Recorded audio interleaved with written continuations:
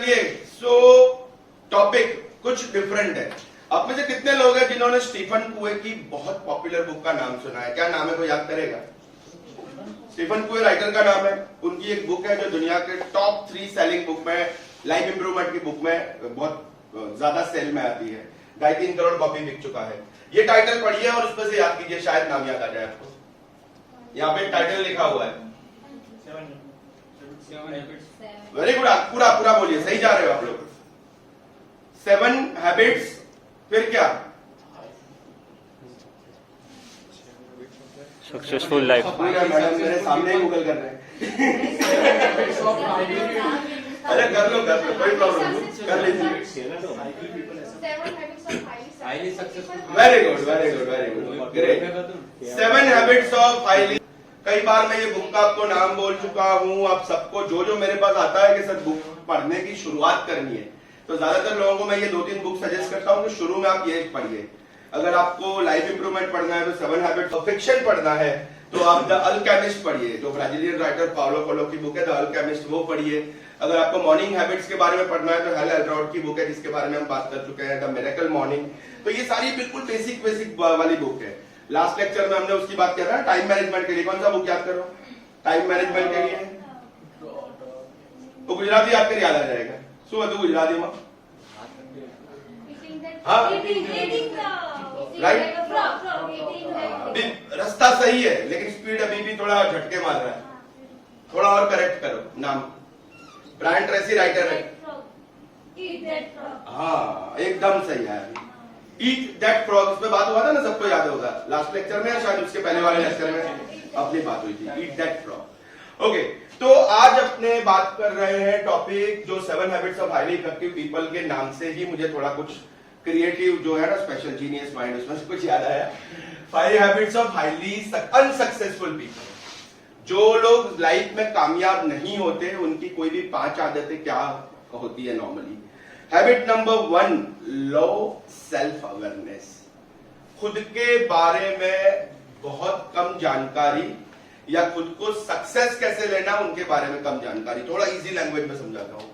आप कई ऐसे लोग देखोगे जो पूरा दिन समाज की चिंता करते रहते हैं। अच्छी बात है, समाज की सोशल फिकर, दूसरों को हेल्प करना अच्छी बात है, लेकिन अनप्रोडक्टिव तरीके से। बस क्या हुआ, अरे यार रास्ते में खड्डा हो गया, गवर्नमेंट कुछ नहीं कर रही, म्युनिसिपैलिटी ये है, अपना कॉर्पोरेटर बेकार है, ये खराब है, वो खराब है, सोसाइटी का सेक्रेटरी ऐसा है वैसा है।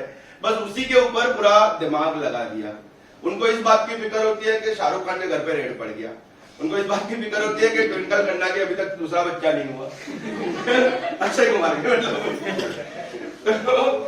कहने का मतलब दुनिया भर की फिक्र। विराट कोहली यार फॉर्म में नहीं चल रहा, ये ऐसा हो गया, ये वैसा हो गया। ठीक है सर, मैं हमेशा कहता रहता हूँ आपको एंटरटेनमेंट में इंटरेस्ट होना चाहिए, स्पोर्ट्स में भी होना चाहिए, सोशल इंफॉर्मेशन भी होना चाहिए, लेकिन हर चीज का एक अपना लिमिट होता है ना। अपने स्वीट, अपने जो खाना खाते हैं ना, अपने मीठू भी खाइए तो बेहतरीन टुकड़ा सारा लागे, पची फिर वो नुकसान करने लगता है। और सुबह सुबह एक बड़ा अच्छा इस तरह का कोटेशन ट्विटर पे मैंने पढ़ा था कि कई बार ज्यादा रोशनी जो होती है ना, वो भी आपकी आंखों को बंद कर देती है। बहुत ज्यादा भी अपने तेज एकदम रोशनी आती है तो भी अपने आंखें खोल नहीं सकते, बंद हो जाती है। तो ये सेम चीज है। आप एंटरटेनमेंट, स्पोर्ट्स, सोशल एक्टिविटीज सब में इंटरेस्ट लो, लेकिन उसका एक लिमिट, एक लेवल होना चाहिए, फिक्स इसका जो है वो टाइम होना चाहिए। मैक्सिमम आप उन्हीं को, जैसे मैंने बोला, आप उनको पूछोगे भाई सचिन ने कितने रन किए, हाँ इतना हो गया। कौन सा शाहरुख का नया मूवी आ रहा है, ये आ रहा है। अब उसको बोलो एक बात बताओ यार, पिछले 2 साल में सेल्फ डेवलपमेंट के लिए कितना बुक पढ़ा? कुछ नहीं किया। अब उनको ये बोलो कोई कोर्स किया नया आपने? नहीं, कुछ नहीं किया। फ्रेंड्स से कुछ सीखा आपने? दोस्तों के साथ आप इतनी सारे गप्पे मारते हो, इतनी बातें करते हो, प्रोडक्टिव चीजें 5 बताओ। मैं तो आपसे भी अभी यही सवाल करता हूँ, आप में से कोई है जो बता पाएगा कि लास्ट 1 वीक में आपके फ्रेंड के साथ आप बैठते हो तो उसमें ऐसी कौन सी चीजें थी, 1, 2, 3, 4 सीखी जो आपको लगता है कि मेरे फ्यूचर लाइफ के लिए काम आएगी? अगर सीरियसली सोचोगे ना तो या तो नहीं आएगी या 1-2 आएगी। तो एक और फेमस कोटेशन कि आपके दोस्त, आपके आसपास के लोग, आपके पड़ोसी, आपका सर्कल, अगर आपको पैसा कमाने के लिए या हेल्थ बनाने के लिए या स्पिरिचुअल ग्रोथ के लिए या सेल्फ डेवलपमेंट के लिए इन सारी चीजों में कहीं पे भी कोई हेल्प नहीं कर रहे तो फिर वो आपके दोस्त नहीं है, वो आपके दुश्मन है, वो आपका सर्कल नहीं है, वो पिंजरा है। और पिंजरे में रहने वाला बंदा कभी भी सक्सेसफुल नहीं हो सकता, वो गरीब का गरीब ही रहेगा। यहाँ पे गरीब वर्ड में यूज कर रहा हूँ सक्सेस और अनसक्सेस के हिसाब से, मैं मजाक नहीं उड़ा रहा किसी भी बंदे का, सबको हक है अच्छे से रहने का, लेकिन मैं यहाँ पे पैरामीटर सेट कर रहा हूँ सक्सेसफुल और अनसक्सेसफुल लोगों का।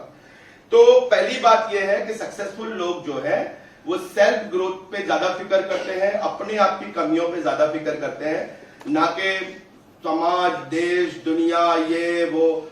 फिर न्यूज चैनलों ने हमको पागल कर दिया है, ज्यादातर तो वो कम पड़ता है तो पूरा दिन न्यूज चैनल, सारे लोग आधा दिन सूर्यवंशम देख के यही फिक्र करते हैं, यार अब ये खीर ना खा ले, अभी ये खीर ना खा ले, इसमें जहर है, अगर खा लिया तो अभी तक को वॉमिट होना पक्का है। तो नंबर 1। दूसरी चीज, I will do it later. Point number 2, unsuccessful लोगों की आदत क्या होती है? I will do it later. Sir Diwali है, 7 दिन की तो छुट्टी लूंगा। सलमान भाई ईद है, 5-6 दिन तो घर रहूंगा। क्या है, चाचा के फुफ्फा की नानी के बेटे की बेटी की शादी है तो 10 दिन तो, सबके लिए बोल रहा हूं। जो अनसक्सेसफुल लोग हैं, सॉरी, उनको मैं उनका आपको एग्जांपल दे रहा हूं। तो प्लीज अपना जो जो काम में, ये हर किसी के लिए चलता रहता है, मेरा आपका सबका चलता है, ऐसा नहीं किसी का नहीं चलता। मैं आपको याद दिलाता हूं, वीडियो ऑन है फिर भी मैं आपको याद दिलाता हूं, लास्ट लेक्चर में अगर आपको किसी को भी याद है तो चालू लेक्चर में मेरे को 2 से 3 फोन आए थे। मेरा जो कजिन है उसका एंजियोप्लास्टी हो रहा था हॉस्पिटल में, और जैसे आपके पास से गया सीधा वहां से भागा था।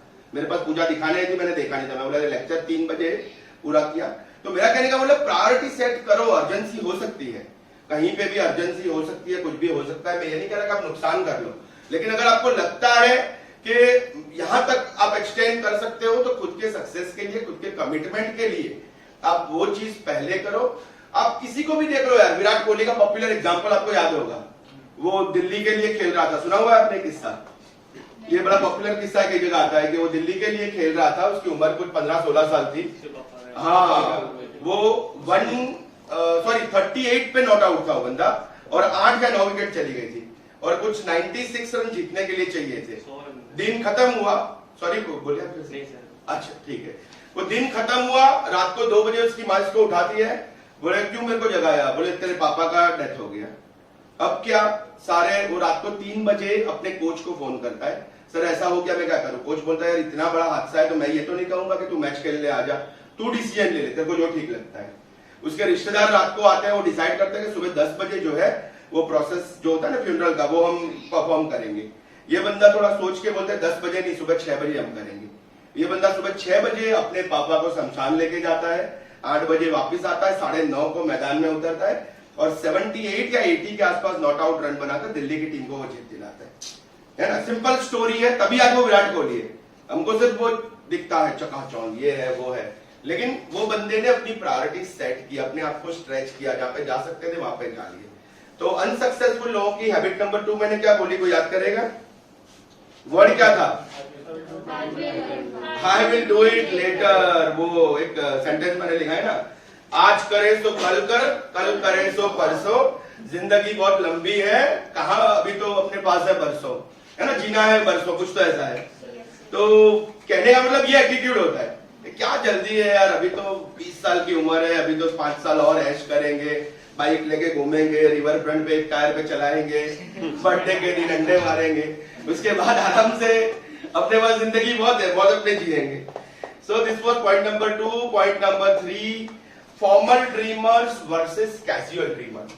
एक्चुअली मैं सोच रहा था कि इसको टाइटल क्या दिया जाए, कि ड्रीमर्स के टाइप कैसे डिफाइन किया जाए, तो वो अपने रोज वो फॉर्मल और कैजुअल की बात करते तो उसमें से आते हैं। ख्वाब हर कोई देखता है, लेकिन किसी के ख्वाब कैसे होते हैं? मिस्टर इंडिया मूवी देखा किसी ने? क्या होता है उसमें, क्या थीम क्या था वो मूवी का मिस्टर इंडिया में?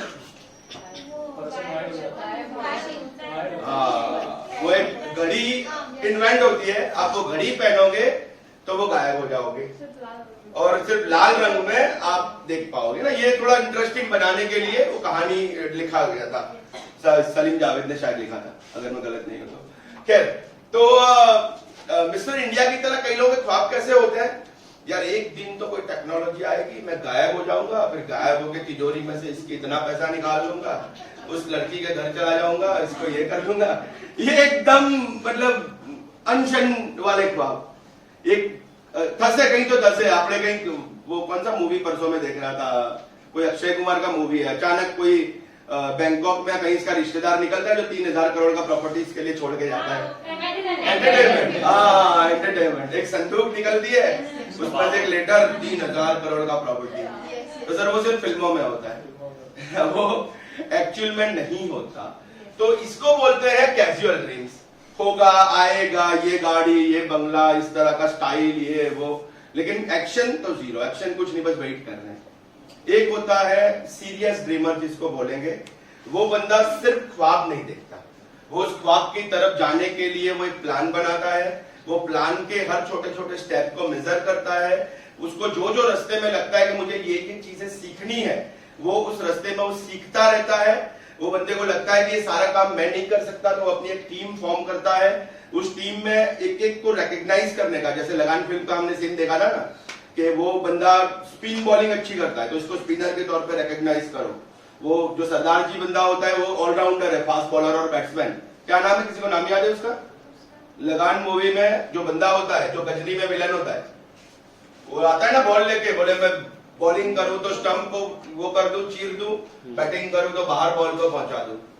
मुझे एक्चुअल में नाम याद नहीं आ रहा वो कैरेक्टर का, बट इन शॉर्ट कहने का मतलब कि हर कोई जिसके पास स्पेशलिटी है उसको चुनो, टीम बनाओ, अपना काम डेलीगेट करो ताकि आप मैक्सिमम जो है वो अचीव कर सको। ये है actually dream. So point number 3, जो अनसक्सेसफुल लोग होते हैं वो सिर्फ ख्यालों का पुलाव बनाते हैं। अगर इजी लैंग्वेज में कहावत है ना, ख्यालों का पुलाव बनाना।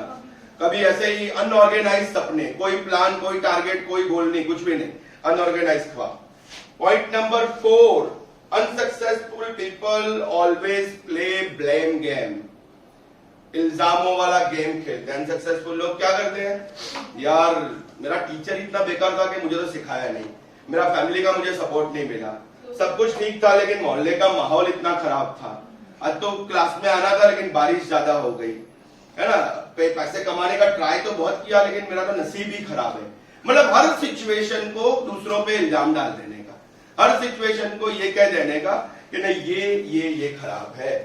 अब आप उसके अगेंस्ट में आप ऐसे ऐसे लोगों को सोचो जिनके पास इतने सारे ऑड थे, उन्होंने उस ऑड को पुश किया, अपना फोकस क्लियर रखा। बच्चा है, न्यूज़पेपर साइकिल पे बेच रहा है, क्या बन गया कोई बताओगे? साइकिल पे न्यूज़पेपर बेचने वाला बंदा क्या बन गया? देश का राष्ट्रपति, द मिसाइल मैन, एपीजे कलाम। कहानी पढ़ो, तमिलनाडु में साइकिल पे न्यूज़पेपर बेचते थे। दूसरा कोई एग्जाम्पल आप याद करो, एक बच्चा है 10वीं फेल है, वो दुनिया के टॉप 10 बिजनेसमैनों में से एक और भारत का सबसे बड़ा बिजनेसमैन बन गया, धीरूभाई अंबानी। एक बंदा है, उसकी वाइफ को प्रेगनेंसी है और रास्ता जो है नहीं मिल रहा, उसकी वाइफ की डेथ हो जाती है। वो लंबे किलोमीटर्स के पहाड़ों को खोद के पूरी सड़क बना देता है, दशरथ मांझी। आपको इतने एग्जाम्पल मिल जाएंगे, इनके पास और नहीं थे क्या? कितने और थे, कितने बहाने थे, उनको तो आराम से बहाने भी बता सकते थे, ये हो गया, वो हो गया, ऐसा हो गया, बट दे इग्नोर्ड एवरीथिंग क्योंकि फोकस क्लीन था, विजन क्लीन था। वो अर्जुन के वो मछली का निशान होता है ना, यहाँ कौन खड़ा है, आंख, हाँ यहाँ कौन है, कहाँ है, कुछ नहीं, बस आंख दिख रही है, उसी पे निशाना मारना है। और पॉइंट नंबर 5 बड़ा अच्छा इंपॉर्टेंट पॉइंट है, आई नो एवरीथिंग एटीट्यूड। एक लेवल पे जाके कई लोगों ने अपने सीखने का रास्ता जो है ना वो बंद कर दिया है। कुछ भी पूछो, नहीं मुझे नहीं, मैं तो दूसरों को ज्ञान दूंगा, मैं तो सब जानता हूं या सब जानती हूं, मुझे और कोई सीखने की जरूरत नहीं है। जिंदगी में ऐसा कोई भी नहीं है जो ये कहे कि मुझे दुनिया का सारा ज्ञान है।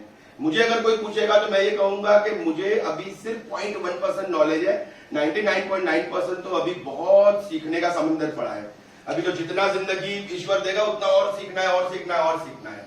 जिसने सीखने का एटीट्यूड छोड़ दिया, और सीखना कहीं से भी हो सकता है, आप बुक्स पढ़ के सीख सकते हो, आप ट्रैवलिंग करके सीख सकते हो, आप लाइव ऑब्जर्वेशन से सीख सकते हो, आप दोस्तों के पास से चीजों को सीख सकते हो, आप सडनली कोई सिचुएशन आ सकती है, उसको हैंडल करने का तरीका खुद आपका दिल दिमाग कैसे मैनेज करता है, उससे आप कई चीजें सीख सकते हो। आप हिस्ट्री से बहुत सारी चीजें सीख सकते हो। तो कहने का मतलब सीखने का कोई एक फिक्स रास्ता, फिक्स तालाब नहीं है।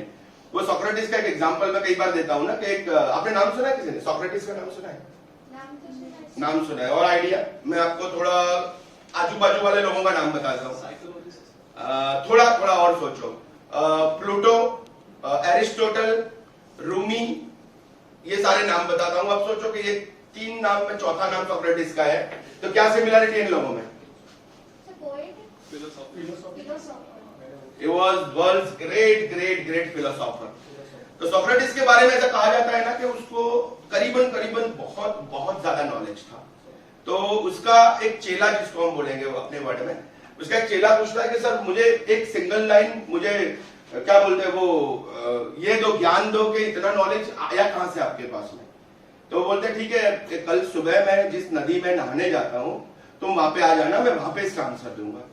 वो दूसरे दिन चेला जाता है, ये सोक्रेटिस पहले से पानी में इतने इतने डूब के खड़े हुए हैं, उसको बोलते हैं आजा अंदर पहले नहा लेते हैं। वो अंदर जाता है, अब जैसे वो अंदर जाता है ना, ये उसको पूरा पानी में दबा देते हैं नीचे, उसको पूरा वजन देकर पानी में दबा देते हैं। अब सीधी सी बात है, कोई बंदे को पानी में दबाओगे तो उसका दम घुटेगा, वो उस वक्त क्या करेगा, कैसे जान बचाऊं। सोक्रेटिस को जब लगता है कि अब ये ज्यादा परेशान हो रहा है तो उसको बाहर निकाल लेते हैं। पहले तो वो नाराज होता है, सर ये क्या किया, मैं तो जवाब लेने आया था, आपने ये क्या किया। सोक्रेटिस बोलते एक बात बताओ, जब तुम पानी के अंदर थे तो उस वक्त तुम क्या सोच रहे थे? तुम ये सोच रहे थे कि यार मेरा बच्चा बीमार है, या ये सोच रहे थे बॉस ठीक नहीं है, या ये सोच रहे थे कि एग्जाम में मार्क्स कैसे कम है? आज की वर्ड बोल रहा हूं ताकि आप सिचुएशन को कनेक्ट कर पाओ। या ये सोच रहे थे कि अहमदाबाद में ट्रैफिक बहुत है तो मैं कैसे व्हीकल निकालूं, पार्किंग किधर करूं? बोले नहीं नहीं, ये सब मैं क्यों सोचूंगा। अच्छा क्या सोच रहे थे?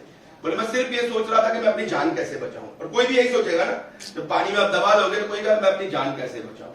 तो सोक्रेटिस बोलता है कि जिस तरह तुमने सिर्फ 1 मिनट के लिए ये सोचा कि मैं अपनी जान कैसे बचाऊं, मैं 24 घंटे यही सोचता रहता हूं कि मैं अपने नॉलेज में इजाफा कैसे करूं, मैं अपना ज्ञान कैसे बढ़ाऊं। तो कहने का मतलब कि जितनी जो चीज की भूख होगी ना आपको, वो चीज अपने आप आपको मिल जाएगी।